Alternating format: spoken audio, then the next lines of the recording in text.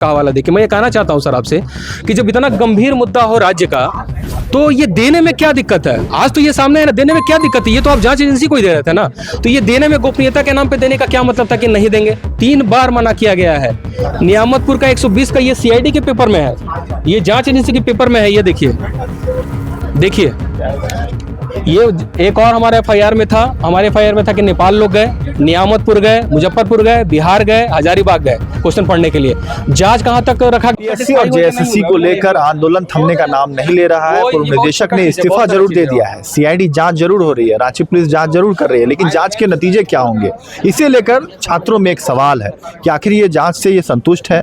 कुणाल है इस वक्त हमारे साथ बातचीत करने के लिए, पिछले कई सालों से जो है इन सब चीज़ों को देख रहे हैं और आंदोलन कर रहे हैं। कुणाल, इस वक्त जो जांच चल रही है, क्या आप लोगों को भरोसा नहीं है? इसे लेकर प्रेस वार्ता आप लोगों ने किया और क्या मांगे आप लोग कर रहे हैं? सीबीआई जांच की मांग की जा रही है, परीक्षा रद्द की मांग की जा रही है? मुझे नहीं, पूरे राज्य के जितने भी छात्र हैं सब लोग यहाँ बैठे हुए हैं इस प्रेस कॉन्फ्रेंस में। आप सभी लोगों से कैमरा घुमा के पूछ लीजिए कि क्या उन्हें इस जांच पे भरोसा है, क्या उन्हें लगता है कि ये जांच अपने मुकाम पे पहुंचेगा, क्या उन्हें लगता है कि असली कल्प्रिट पकड़े जाएंगे? मेरे हिसाब से शायद ही किसी को ना हो, पूछ सकते हैं आप घुमा के। इसीलिए हम लोग मांग कर रहे हैं कि हमारा जांच जो है ये सीबीआई से सरकार जो है दे, चाहे वो जेएसएससी सीजीएल का हो, 14 जीपीएससी का हो, या प्रीवियस जितने भी एग्जाम्स हुए हैं, उन सारे मुद्दे पे जो है जांच सीबीआई से कराई जाए। कि ये बहुत गंभीर प्रश्न है कि जब परीक्षा की एजेंसी ही परीक्षा पूरी प्रक्रिया टेंटेड हो, और यह स्पष्ट प्रमाण है कि एक परीक्षा का कर्मी ही परीक्षा में बैठा और वो सेकेंड टॉप किया, बीएसओ में सेकेंड टॉप किया, जैसे सीजीएल में, साथ ही अन्य 5 परीक्षाओं में, तो ये और जो है शंका बलवती हो जाती है कि कहीं ना कहीं पूरी प्रक्रिया ही दूषित है। उसके अलावा आप जांच की बात कर रहे हैं कि जांच एजेंसी में भरोसा क्यों नहीं है। मैं जेएसएससी सीजीएल के मुद्दे पे बात करता हूं। जेएसएससी सीजीएल के मुद्दे पे आप लोगों को पता होगा कि हाई कोर्ट से डिसीजन आया कि 28 लोग जो नेपाल गए थे उनको बाहर करके जो है रिजल्ट प्रकाशित किया जाए, और सीआईडी के द्वारा, वरीय जांच एजेंसी के द्वारा कोर्ट में यह बताया गया कि किसी भी प्रकार का कोई गड़बड़ी नहीं हुआ है, वो सिर्फ एक गेस क्वेश्चन की थ्योरी है, जबकि ये पूरी तरह से गलत है, निराधार है। ये मैं पेपर के आधार पे कह रहा हूँ। ये पेपर जो हमारे वकील अजीत सर की तरफ से मुझे प्रोवाइड कराया गया है, आप ये देखिए। जो पहला कुंदन कुमार में, ये मामला चल रहा है कोर्ट में जी, अभी कोर्ट ने कहा था कि 6 महीने में आप पूरा रिपोर्ट प्रस्तुत करिए जांच का, लेकिन 2 जून ही हो गया था, पिछले 2 जून को 6 महीना होना था, पर अभी तक जांच एजेंसी ने, वरीय जांच एजेंसी ने किसी भी तरह का कोई भी रिपोर्ट सबमिट नहीं किया है। और ये देखिए क्लियर कन्फेशन है, ये क्लियर कन्फेशन है कि 135 प्रश्नों का उत्तर दिया गया था सभी लोगों को, जिसमें 120 उत्तर सही थे। और ये 2 दिन पहले नेपाल में, 2 दिन पहले इसी तरह करके कुल 10 लोग का कन्फेशन है, और भी लोगों का, और भी बहुत सारी चीजें हैं जो मैं धीरे धीरे सामने आएंगी।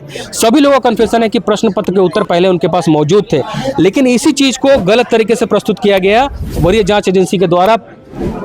मुझे लगता है कि पूर्व महाधिवक्ता राजीव रंजन के द्वारा पूरे तथ्यों को गलत प्रस्तुत किया गया कोर्ट में। वहां बताया गया फ्यू क्वेश्चंस, और पूरे चीजों को जो है प्रभावित किया गया किसी न किसी के आदेश में। न्यायालय पर भी आपको भरोसा नहीं? नहीं, मुझे न्यायालय पे भरोसा है, ये बिल्कुल नहीं मैं कह रहा हूं कि न्यायालय मुझे भरोसा नहीं है, लेकिन जब न्यायालय को सही चीजों से ही अवगत नहीं कराया जाए तो न्यायालय, यस, तो न्यायालय किस हिसाब से डिसाइड छुपाए? बिल्कुल, न्यायालय जो तथ्य सामने आते हैं, न्यायालय उसके आधार पर न्याय देता है, अन्याय नहीं करता। लेकिन जब उसके सामने तथ्य ही सही तरीके से प्रस्तुत नहीं किया गया तो न्याय कहां से मिलेगा? ये सामने देखिए 120 क्वेश्चन ये दिया गया है, और मैं आपको दिखाता हूं, ये देखिए।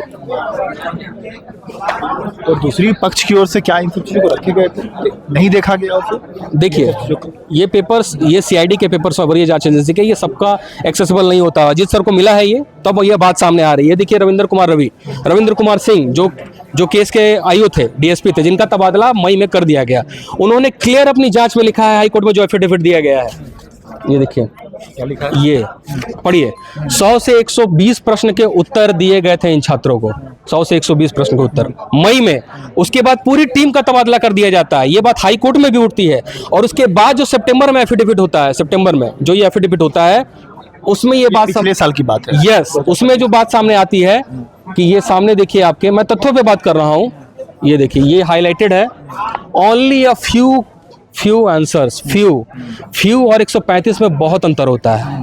फ्यू और 100, यहाँ 5-6 प्रश्न अगर बाहर हो, अगर अभी आप देख लीजिए नीट वाले मुद्दों को देख लीजिए, जहां तक मुझे जानकारी है कि 7 और 10 प्रश्न नहीं मिले थे, पूरी परीक्षा को खुद से रद्द कर दिया गया, सीबीआई इंक्वायरी कर दिया। यहाँ पे 135 प्रश्न, लेकिन उसे प्रस्तुत क्या किया गया? फ्यू बोल के इसको बताया गया गेस्ट थ्योरी बताया गया।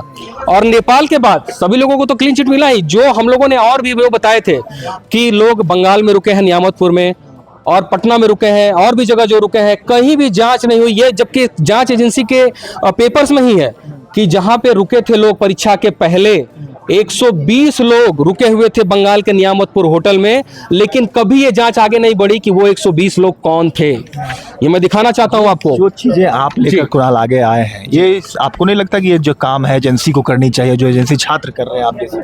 मजबूरी में ये करना पड़ रहा है। क्यों? अगर ये काम एजेंसी किसी का दबाव में नहीं करती, अच्छे से करती, किसी का दबाव में नहीं करती, तो तब तक कैसे सामने आते? ये देखिए ना, मेरे सामने देखिए, ये मनी ट्रेल, सारे लोगों के मनी ट्रेल्स, ये आप एक बार देख लीजिए। सारे लोगों का मनी ट्रेल्स परीक्षा के बाद तक का है। परीक्षा के बाद, परीक्षा हुई 21 और 22 सितंबर को, उसके बाद मार्च तक यानी 2025 तक लोगों के द्वारा पैसा दिया गया, अकाउंट में डाला गया, लाखों लाख। मुझे ये बताइए आप कि जब किसी को गेस्ट क्वेश्चन ही पढ़ना था, सीआईडी ने जो था, सीआईडी वरीय जांच एजेंसी ने जो हाई कोर्ट में दिया है कि गेस्ट क्वेश्चन था, ठीक है, तो जब किसी को गेस्ट क्वेश्चन पढ़ना था, कौन सा ऐसा बेवकूफ लड़का होगा जो गेस्ट क्वेश्चन के नाम पे लाखों लाख रुपए देगा और मार्च तक देगा, यानी कि अगले 5 महीने तक देगा? मुझे ये बताइए। और जो संदीप त्रिपाठी जो मास्टरमाइंड बताया जा रहा था, लेकिन वो है नहीं, हम लोग की इस पेपर्स के मुताबिक, वो जिस समय डीवी चल रहा था, पूरा डीवी के दौरान जेड स्क्वायर होटल में रुका है और वो पैसा भी रिसीव किया है, और इसका प्रमाण मैं भी नहीं, सीआईडी बता रही है।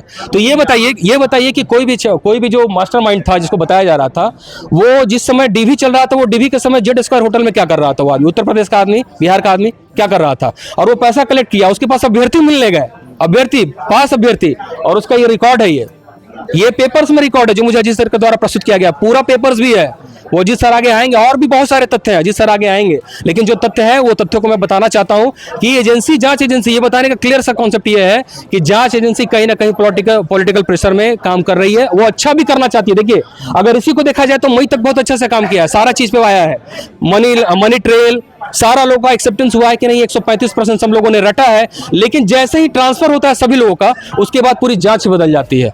क्या आज आप पूरी जांच ही बदल जाती है। और जो लोग एफआईआर किए, जो लोग केस को लड़े, जो लोग लीड किए, जिसमें एक मैं भी था, मेरे ऊपर भी वारंट निकाला गया। परीक्षा सारा होने के बाद जिस समय हम सुप्रीम कोर्ट में गए, मेरे ऊपर वारंट निकाला गया, और उस समय मैं कैंसर से, मैंने बताया ये जांच एजेंसी को कि मैं कैंसर से सफर कर रहा हूं, इस पूरी लड़ाई को लड़ रहा हूं, उसके बावजूद भी मुझ पे कोई मर्सी नहीं दिखाया गया और मेरा वारंट निकाला गया। से मीडिया में भी नहीं आ रहे थे, इस कारण से ही मेरा स्वास्थ्य कारण था। कोई भी इस बीमारी का नाम सुन के अच्छी की हवा निकल जाती है, उसके बावजूद भी मैं इस लड़ाई को, अगस्त में ही मेरा डिटेक्ट हुआ था, उसके बावजूद भी मैं हाई कोर्ट से सुप्रीम कोर्ट तक में इस केस को लड़ा, भागते लड़ा, छुपते लड़ा, जांच एजेंसी से लड़ते हुए लड़ा, लेकिन मैं इसे लड़ा। लेकिन मुझे ये बताइए, इतनी सारी चीजों को देखने के बाद नियामतपुर एंगल तो आया नहीं, जबकि खुद पेपर में बोला जा रहा है कि 120 लोग वहां थे, न कभी जांच हुआ, पटना में जांच हुआ, जितना भी मोबाइल हम लोगों ने दिया सभी सही पाया गया। तो ये बताइए, हम लोग गलत कहां थे? आगे क्या, हम लोग गलत कहां थे? आगे क्या? जांच एजेंसी की रिपोर्ट का वेट कर रहे हैं हम लोग वेट कर रहे हैं। उसके बाद आगे कानूनी प्रक्रिया में हम लोग आगे बढ़ेंगे, क्योंकि न्याय का रास्ता हमेशा खुला हुआ है। हम लोग हाई कोर्ट के शरण में जाएंगे, लेकिन जो हमारी लोकतांत्रिक व्यवस्था है, जो आंदोलन का, शांतिपूर्ण आंदोलन का, हम लोग सब लोग बैठ कर उस पर बात करेंगे, और इस मुद्दे को हम लोग पूरे राज्य के छात्रों से डिस्कस करेंगे। उसके बाद डिसाइड करेंगे, तो आप सभी मीडिया के बंधुओं को सूचित करेंगे हम इसी मुद्दे पे आप। यस, और ये मैं आपको कुछ चीजें दिखाना चाहता हूँ।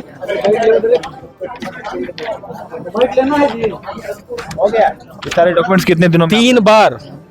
3 बार परीक्षा एजेंसी से मांगा सीआईडी ने कि किस एजेंसी ने जांच, कौन सी एजेंसी परीक्षा करा रही है, कौन सी एजेंसी, प्रश्न पत्र का एसओपी क्या है छपने का, कौन लोग थे, सीसीटीवी कैमरा वगैरह।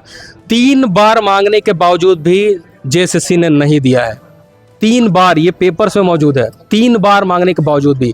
डीआईजी का प्रगति प्रतिवेदन में भी मांगा गया है, उसके बावजूद भी नहीं दिया गया, गोपनीयता का हवाला देके। मैं ये कहना चाहता हूं सर आपसे कि जब इतना गंभीर मुद्दा हो राज्य का, तो ये देने में क्या दिक्कत है? आज तो ये सामने है ना, देने में क्या दिक्कत है? ये तो आप जांच एजेंसी को ही दे रहे थे ना, तो ये देने में, गोपनीयता के नाम पे देने का क्या मतलब था कि नहीं देंगे? 3 बार मना किया गया है।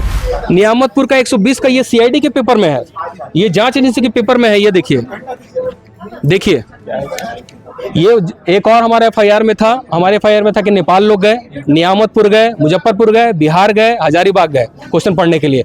जांच कहां तक रखा गया केंद्रित? नेपाल तक। और उसके बाद देखिए, ये बंगाल में भी, ये खुद एजेंसी का लिखा हुआ है ये, और ये जांच एजेंसी का 120 लोग थे वहां परीक्षा के पहले, परीक्षा के एक रात पहले 120 लोग थे। तो उन लोगों पे जांच क्यों नहीं हुआ? उनकी सीसीटीवी फुटेज क्यों नहीं प्रकाशित की? नेपाल में जितने लोग थे, नेपाल में ये बताया गया कि 2 ग्रुप था, दो ग्रुप था, तो किसी का ना सीसीटीवी फुटेज है और यहाँ पे पेपर्स में क्या दिया गया है, वहां पे सभी लोगों ने कन्फेस किया है कि 135 का उत्तर मिला है, लेकिन वहां एफिडेविट में क्या दिया गया है कि फ्यू क्वेश्चंस और ये गेस्ट थ्योरी थे। मैं इसलिए सवाल खड़ा कर रहा हूं ये, तब तक ये पेपर्स हमारे अजीत सर के पास अवेलेबल नहीं था। आज के डेट में ये अजीत सर के पास पेपर अवेलेबल है, उन्होंने मुझे दिया, उसके आधार पर मैं ये प्रेस कॉन्फ्रेंस कर रहा हूं। और ये मैं बताना चाहता हूं कि जांच एजेंसी किसी न किसी के दबाव में तो काम कर रही है और ये कहीं से भी उचित नहीं है कि जांच एजेंसी से आगे भी जांच कराया जाए। इसलिए मैं माननीय मुख्यमंत्री से निवेदन करता हूं कि पूरा जांच जेपीएससी का एजेंसी से TDPL से जितना भी एग्जाम हुआ है सबका जांच होना चाहिए सीबीआई से, साथ ही जेसीसी CGL का भी सीबीआई इंक्वायरी होना चाहिए और पूरी प्रक्रिया को रद्द करनी चाहिए। एक ही मांग रद्द है और सीबीआई से जांच कराने की मांग जो है की जा रही है। लगातार आप देख रहे हैं कि जेपीएससी लेकर जेएसएससी तक लगातार जो है सवाल खड़े किए जा रहे हैं। कई तरह के कागजात सबूत जो है एग्जामिनेशन को लेकर, क्वेश्चन पेपर को लेकर और कई सारी गड़बड़ियों को लेकर जो है बताया जा रहा है, दिखाया जा रहा है। और एक ही मांग है, परीक्षा को रद्द किया जाए और फिर से एग्जाम कंडक्ट हो और सीबीआई से इसकी जांच कराई जाए और फिर एग्जामिनेशन होनी चाहिए, क्योंकि पेपर लीक और एग्जामिनेशन के गड़बड़ियों की धांधली को लेकर जो है अब यहाँ की छात्र जो है त्रस्त हो चुकी है। अब देखना कि जंतर मंतर से लेकर पूरे देश में किस तरीके से छात्रों के अंदर उबाल है और एक ही सवाल है कि अब पेपर लीक नहीं सहेगा हिंदुस्तान। शुक्रिया।